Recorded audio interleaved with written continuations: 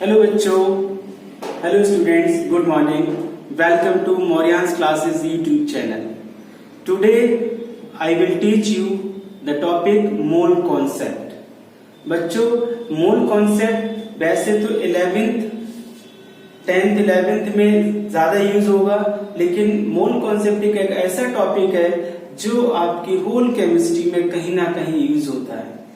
किसी कैलकुलेशन में, न्यूमेरिकल्स में मोल कॉन्सेप्ट का बहुत यूज है, बहुत इंपॉर्टेंट टॉपिक है और जनरली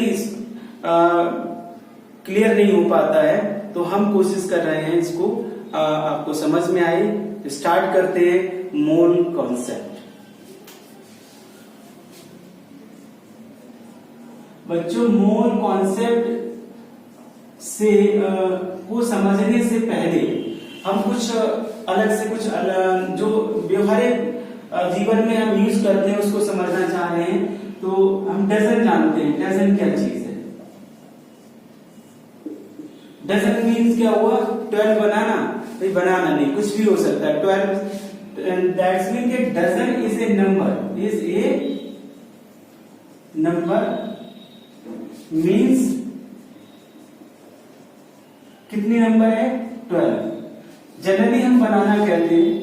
जनरली बनाना काउंट होते हैं.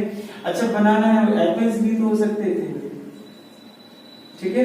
पेन्स भी हो सकते हैं, ठीक है. चेयर्स भी हो सकती है. एनीथिंग, हम यहाँ पे क्या लिख सकते हैं? 12 एनीथिंग.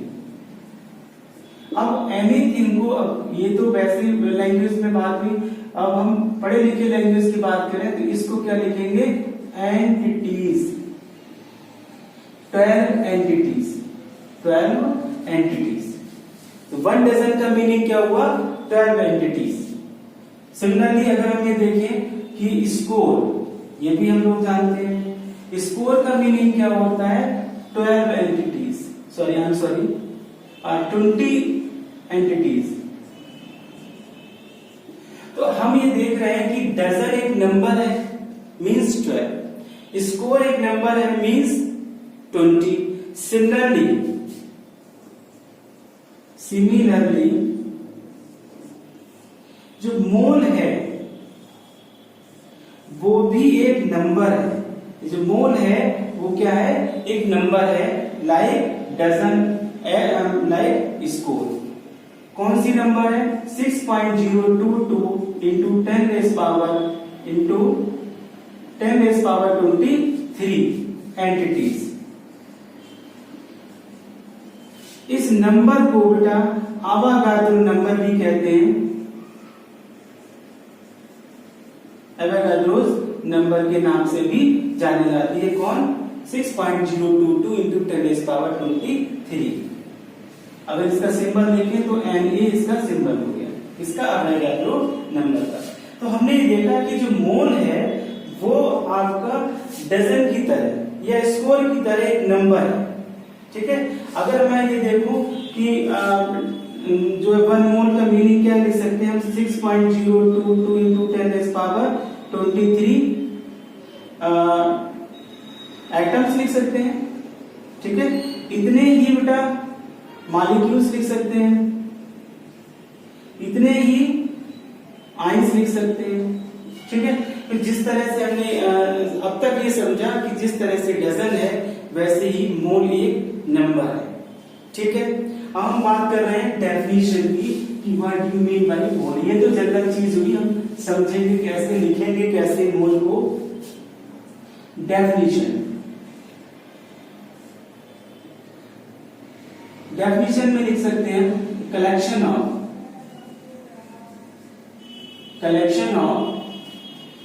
इतने ऑब्जेक्ट या इतनी entities. Collection of 6.022 into 10 raise power 23 entities. अब ये एंटिटीज आपकी जनरली केमिस्ट्री में क्या यूज करेंगे हम लोग? एटम्स हो सकते हैं, मॉलिक्यूल्स हो सकते हैं और आयंस हो सकते हैं, ठीक है. और यहां पर ETC लगा, ठीक है. कलेक्शन ऑफ इतनी एंटिटीज इज कॉल्ड 1 मोल, ठीक है, ये डेफिनेशन होगी। तो मोल क्या है, इतनी एंटिटीज के कलेक्शन को, या हम ये कह सकते हैं इतने एटम्स को 1 मोल कहेंगे, या इतने मॉलिक्यूल्स को 1 मोल कहेंगे, या इतने आइंस को भी 1 मोल कहेंगे, ठीक है, या इतने पार्टिकल्स को 1 मोल कहेंगे। Is it clear? ठीक है, ये डेफिनेशन होगा। आगे बढ़ते हैं, अब हम मोल में यूज होने वाले फार्मूलों की बात करते हैं। तो बच्चों में केवल 3 फार्मूले की जरूरत पड़ती है, आपके सारे समय मोल कॉन्सेप्ट से रिलेटेड वो इन्हीं 3 फार्मूलों से हो जाते हैं। कौन कौन से हैं फार्मूले? पहला फार्मूला है कि नंबर ऑफ मोल्स अगर हमको फाइंड करने हैं, ठीक है, तो moles equals to mass upon molar mass, ठीक है। अच्छा, मोल्स कहते हैं बेटा इसी को, और ग्राम मोल्स भी कहीं लिखा हो एक ही मतलब होता है, मोल्स और भी ग्राम मोल्स। कैसे फाइंड करेंगे? Mass of substance upon molar mass of substance, ठीक है। एक फॉर्मूला इसी में और चेंज कर सकते हैं हम, particles, particles upon molar particles, molar particles, ठीक है। अगर पार्टिकल गिवन है तो मोलर पार्टिकल से उसको डिवाइड करेंगे तो हम we get number of moles. बात आती है मोलर पार्टिकल्स क्या है?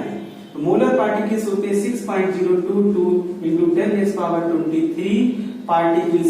इसी नंबर को मोलर पार्टिकल कहते हैं, यानी ये पार्टिकल गिवन हो तो इस नंबर से डिवाइड करने पर नंबर ऑफ मोल्स आता है, ठीक है। सिमिलरली हम यहाँ पे लिखते हैं वॉल्यूम अपॉन मोलर वॉल्यूम, ठीक है। तो मोलर वॉल्यूम कितना होगा? ये होता है 22.4 लीटर एट एसटीपी और एनटीपी, ठीक है। 22.4 लीटर इन कंडीशन पर एसटीपी या एनटीपी, इन कंडीशन पर हम क्या कहेंगे बच्चों? Molar volume. अच्छा, ये कंडीशन है क्या? इसमें प्रेशर कितना होगा? 180 mm, ठीक है, या इसी को बेटा कह सकते हैं 760 mm ऑफ Hg, ठीक है। 180 mm इसके इतने mm मिलीमीटर ऑफ Hg के इक्वल होता है, और टेम्परेचर आपका 273 केल्विन, या इसी को हम क्या लिख सकते हैं? 0 डिग्री सेल्सियस। तो इन कंडीशन को हम कहते हैं स्टैंडर्ड टेम्परेचर प्रेशर या normal temperature pressure. Is it clear? एक फॉर्मूला, एक फॉर्म इसकी और हो सकती है m into V, m into V, where m is the molarity. हालांकि ये टर्म हो सकता है आप लोगों ने अभी ना पढ़ी हो, मोलरिटी ऑफ द सॉल्यूशन, और ये वॉल्यूम ऑफ द सॉल्यूशन किसमें होना चाहिए? ये लीटर्स में होना चाहिए, ठीक है। तो अभी हमने ये देखा कि मोल्स और ग्राम मोल्स फाइंड करने के हमारे पास 4 फॉर्म्स आ गई हैं, mass upon molecular mass, particles upon molar particles, volume upon molar volume, and m into V, molarity into volume. Is it clear? ठीक है। एक फॉर्मूला बेटा और देखते हैं, नंबर ऑफ पार्टिकल्स फाइंड करने हो, नंबर ऑफ पार्टिकल्स, और ये पार्टिकल कौन कौन से हो सकते हैं? एटम्स हो सकते हैं, ऑब्लिक आइंस हो सकते हैं, ऑब्लिक मॉलिक्यूल्स हो सकते हैं, ठीक है। तो इनका सिंपल सा फॉर्मूला हुआ, मोल्स जो हमने फाइंड किए थे इनको अगर Na नंबर से मल्टीप्लाई कर दें then we get number of particles. ये सेकंड फॉर्मूला हुआ। थर्ड फॉर्मूले की बात करें तो हम देखते हैं कि 1 मोल ऑफ एनी सब्सटेंस,